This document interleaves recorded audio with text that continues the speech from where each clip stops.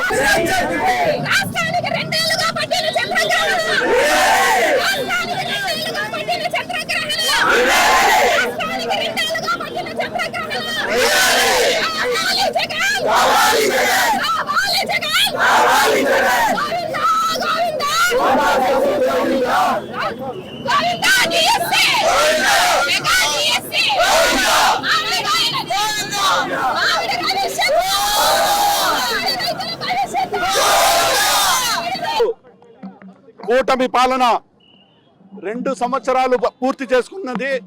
ఈ 2 సంవత్సరాలలో వాళ్ళ మేనిఫెస్టోలో ఏదైతే ఇచ్చారో ఆ హామీలు పూర్తిగా వెన్నుపోటు పొడిచారు.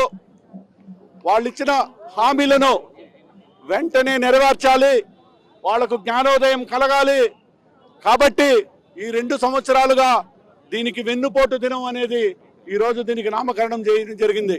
మనం చూస్తే 2 సంవత్సరాలలో ఒక కొత్త పెన్షన్ ఇవ్వలేదు, ఈ 2 సంవత్సరాలలో ఆడబిడ్డ నిధి ఇవ్వలేదు, నిరుద్యోగ భృతి ఇవ్వలేదు, బీసీ ఎస్టీ ఎస్టీ మైనారిటీ వాళ్లకు 50 సంవత్సరాలకే పెన్షన్ అన్నారు, ఆ పెన్షన్ ఇవ్వలేదు.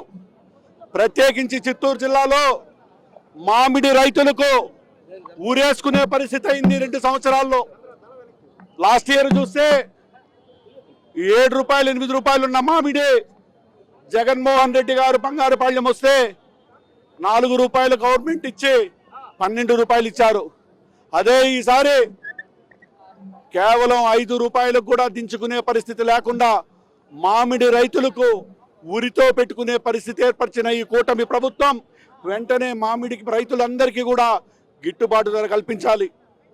అదేవిధంగా డిఎస్సిలో చదువుకున్న విద్యార్థులు ఏ విధంగా మోసపోయారు, దేశ చరిత్రలో ఎన్నడూ జరిగినంత విధంగా ఈ డిఎస్సిలో దగా జరిగిందంటే కూటమి ప్రభుత్వ పాలన ఏ విధంగా ద్వంద్వ వైఖరితో జరుగుతూ ఉందో మనం అందరూ గ్రహిస్తున్నాం.